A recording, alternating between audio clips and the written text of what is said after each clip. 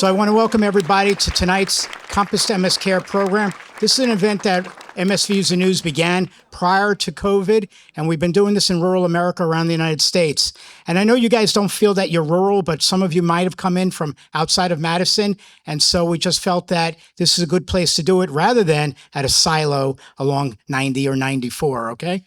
All right, so today's program is sponsored by, and I want you all to thank them as well. We have EMD Serono, Genentech, Novartis, Sandoz, TG Therapeutics, and Viatris. If it were not for them, we could not do these programs, so I want you all to please give them a round of applause and say thank you. Say thank you, thank you. All right, great. So our presenter is, as I said, Paul Pelland.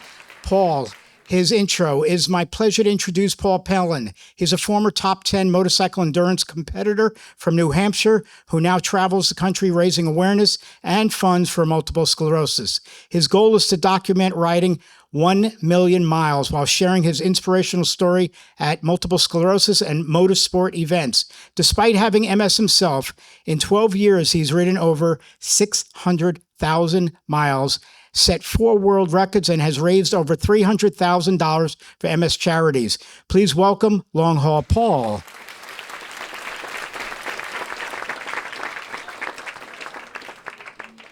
Well, hello, and thank you for attending tonight's program.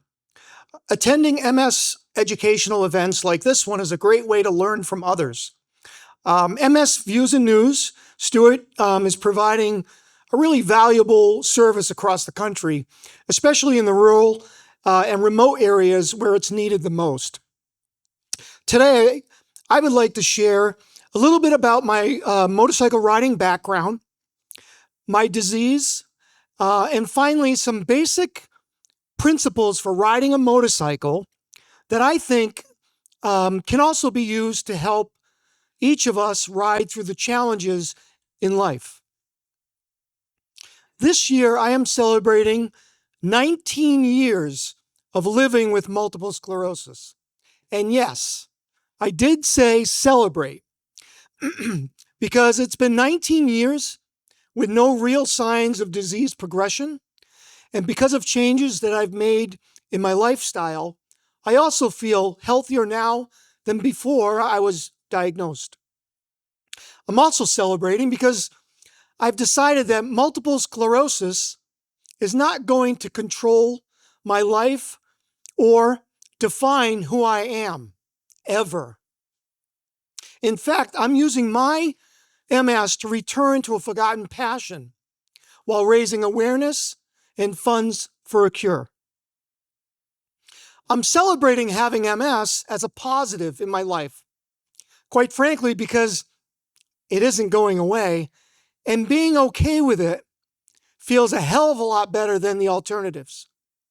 Now, I'm not going to say that I don't have days where I don't feel sad, angry, fearful, angry, or depressed about having MS, or those days when my symptoms really get the best of me. I'm just choosing to concentrate my thoughts and energy on some of the good things that MS has brought me. Like today, having MS gave me the opportunity to take a beautiful ride through Canada to get here to Wisconsin from New Hampshire. Having MS got me out of mowing the lawn, away from my summer project, which was supposed to be repainting all the ceilings in my house. If I didn't have MS, my motorcycle would be in the garage and I'd be on the lawnmower or covered in white paint. I'm excited to be doing something positive, traveling to share my story with you. And it's only possible because I have MS. Does that make sense? My course of the disease has been quite manageable, and I know not everyone's MS is the same. But having multiple sclerosis should never be on a list of how we describe or see ourselves. MS is certainly not who I am, and MS should not be who you are. If you look multiple sclerosis up in the dictionary, you will not see my picture. So make sure your picture never makes it there either. I am a man, I'm a husband, a father, a grandfather, and I'm an avid motorcyclist. As you know, the disease symptoms and its progression is different for every single patient. And in my case, the majority of my MS symptoms have been cognitive, short-term memory loss, mental fatigue, multitasking issues, short-term memory loss, impaired planning, decision-making, and short-term memory loss. Despite the hours that I've spent preparing this presentation, I have no idea what slide comes next. I also have some weakness and loss of dexterity in my hands, numbness, burning, tingling sensations, as well as bladder issues. And more recently, I have a lazy vocal cords, which you may or may not get to notice tonight. Unlike the other presenter here today, I'm not an MS expert by far.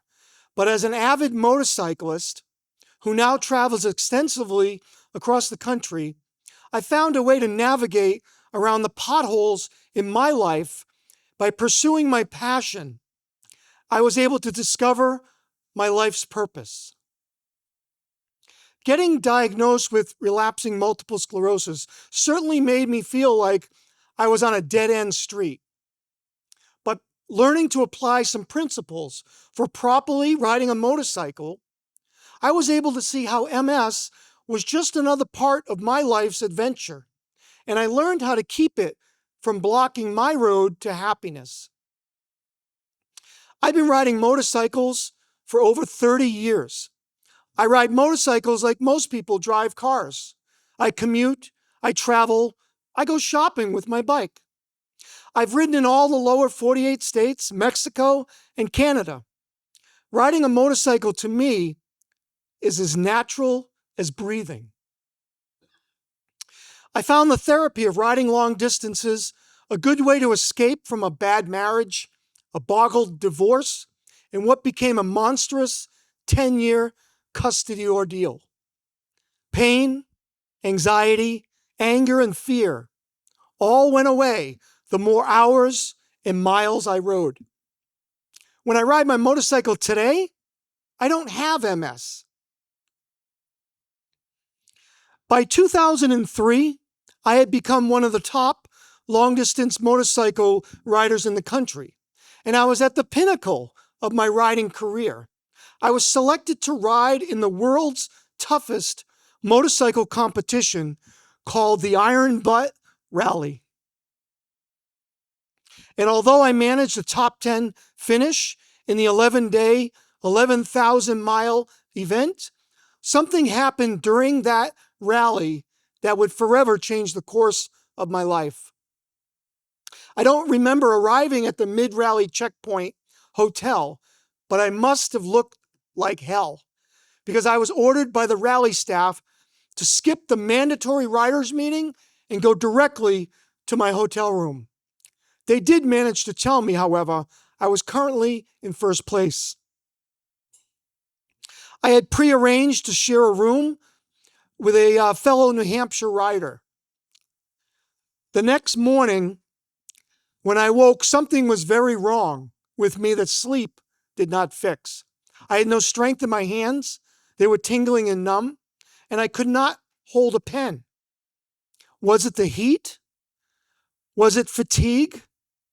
Whatever the reason, I was also confused and disorientated, and I was unable to plan a good route for the next leg of the event.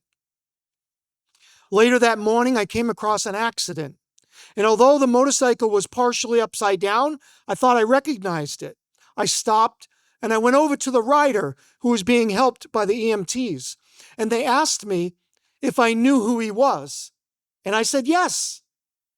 But suddenly, I had no idea what his name was. I was haunted for years by the fact that I could not remember a friend's name and the rider that I had shared a room with the night before. After finishing the event, my arm weakness and cognitive symptoms continued, And I eventually saw a neurologist who did a few office tests. And then he said he was pretty sure that I just had, and I quote, crap for brains. That was my first diagnosis. But, he added, let's run a few more tests to rule out some of the bad stuff. When he later told me that my MRI scan was remarkable, I thought I was getting a lollipop, maybe a watermelon scented sticker. Apparently, remarkable means something totally different in med school. They found 5 lesions in my brain. Unfortunately, the jokes were over, and we would not be ruling out the bad stuff. I retired from competing, I sold the bikes, and I gave up riding motorcycles altogether. Tossed away my dreams, my plans for the future. I sold my business, and I prepared for the absolute worst. Well, the worst that I had imagined, it never showed up. So I stopped waiting for it. I've been happily married for the most of the past 19 years. My kids have grown up and moved away. I'm still able to work, and I've not had a major disabling attack for the past 19 years. 12 years ago, I realized although I may never be able to compete in motorcycle endurance competitions again, I could still ride a motorcycle across the country. And that I had thrown in the towel a bit too early on a sport that I really loved. In just a few months, my entire life's road was recalculated, and I'm now living out a great adventure, documenting 1,000,000 miles by motorcycle, raising awareness and funds while trying to encourage others with MS to rediscover or find a new path as well. Rediscovering long-distance riding and making it a central part of my life has created a wonderful and positive environment for me, opening up doors like writing and speaking, abilities I never knew I had. So I'd like to share with you today the 4 rules for riding a motorcycle that can also be used to navigate life with or without MS.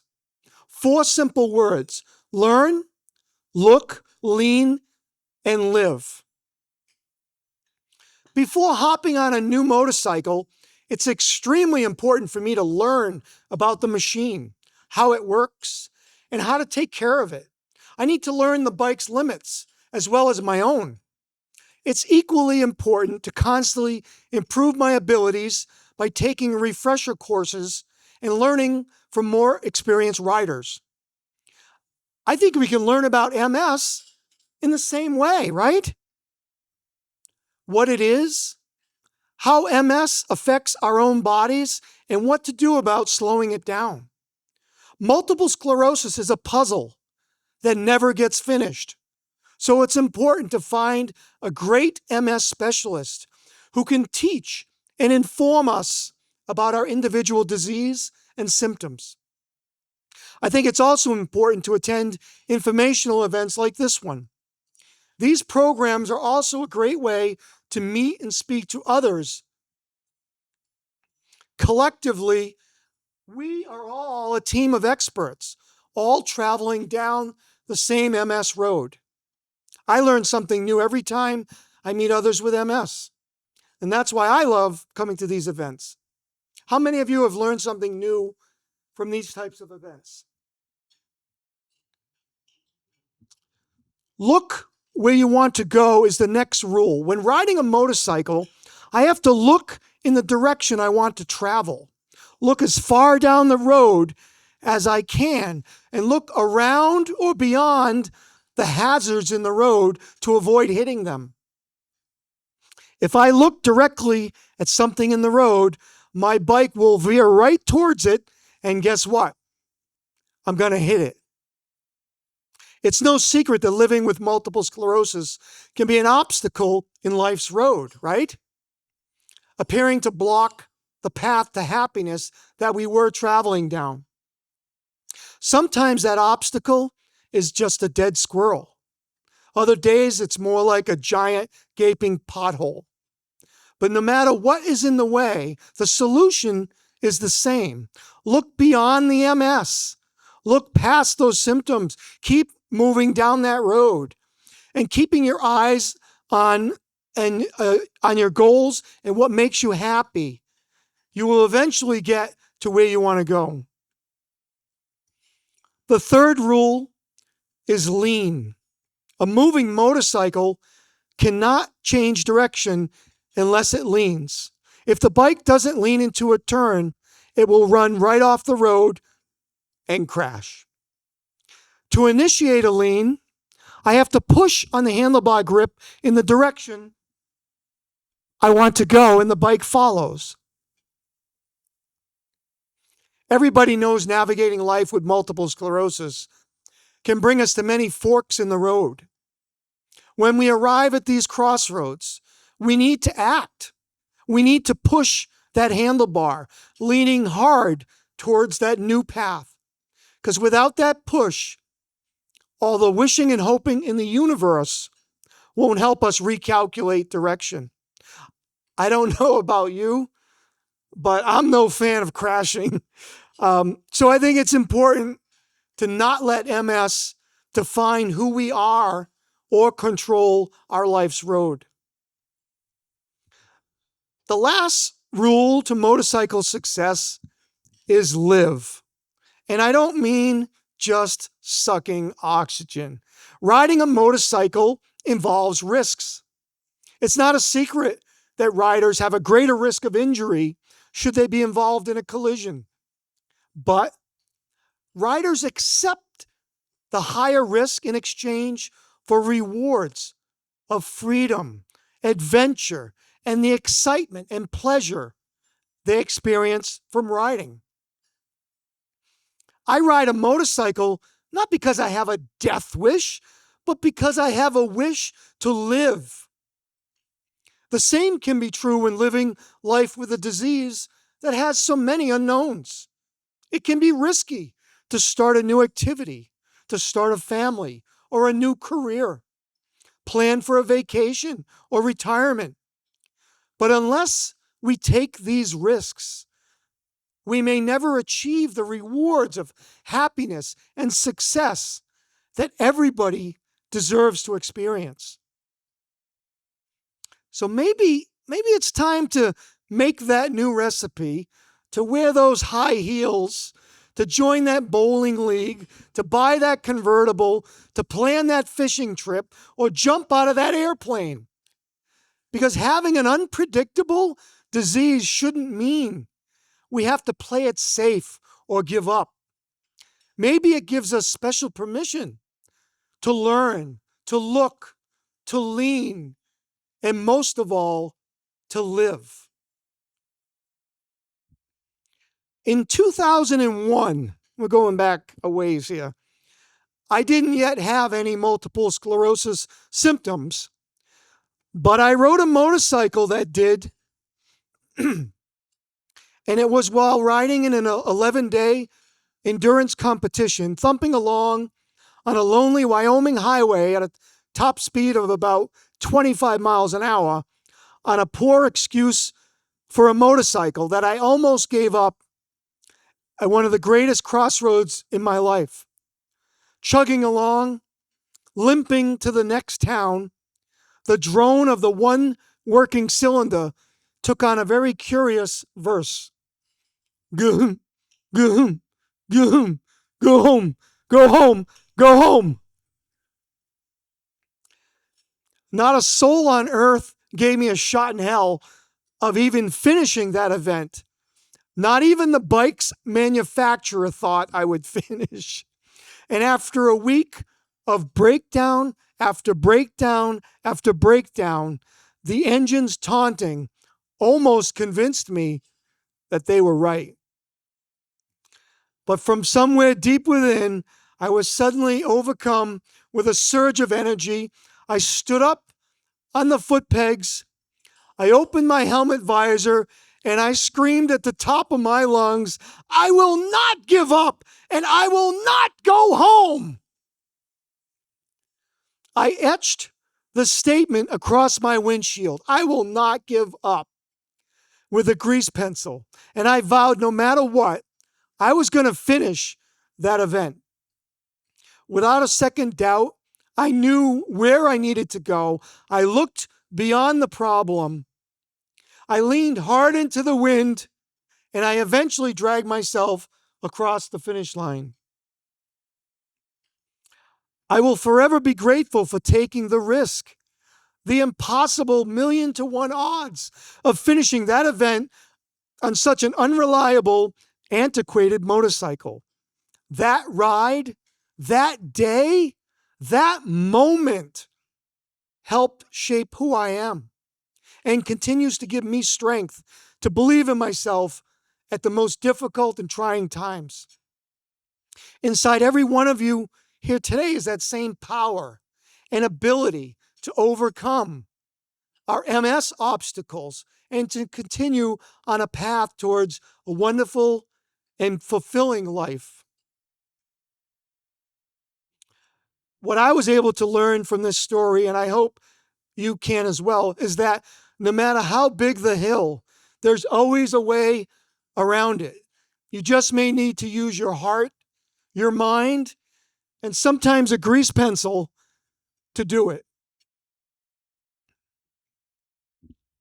12 years ago, I made my MS diagnosis public, and I began a fantastic adventure traveling by motorcycle every day possible while trying to encourage others dealing with challenges in life to recalculate their path as well. My goal is to officially document 1,000,000 miles as an advocate, and my mission is fueled by multiple sclerosis. My mission statement, well, it's pretty darn simple. I once was told a cure for MS was 1,000,000 miles away, so I thought I'd just go get it and bring it back. Having a brain riddled with holes, having a physical or a mental challenge, or riding a piece of crap motorcycle should never confine or define who we are. I know we all have different MS symptoms, and my course of the disease has been quite manageable compared to some. I certainly don't expect anyone in this room to run out, buy a motorcycle, and ride it all over creation. But I do know some of you were passionate about something at some time. And maybe that passion was put aside after getting MS. So I challenge you to revisit that activity or find a related activity and look at it from a whole new angle. Get some help from assistive technology or just a different set of eyes, and I bet you might just find a brand new path to something you can be excited about as well. There are millions of miles of roads on this earth, each and every one of them intersected with crossroads, representing different paths. And therefore, not all of us are supposed to take the fastest route. Slow down, recalculate, detour, wander, or shift. Because sometimes a roundabout can still get you to your goal. And believe me, sometimes that ride, that journey, that side trip adventure will become much more important than the original destination. Well, I want to thank everybody for being here or tuning in online. I do post a lot of updates from the road on social media, and growing my audience is crucial to funding my journey through my sponsors. So please check out Long Haul Paul, one word, on Facebook, YouTube, and Instagram. Subscribe, like, share, follow, or get the hell out of the way. Because MS isn't slowing me down, it's fueling my mission to ride 1,000,000 miles chasing the cure. Thank you, Paul.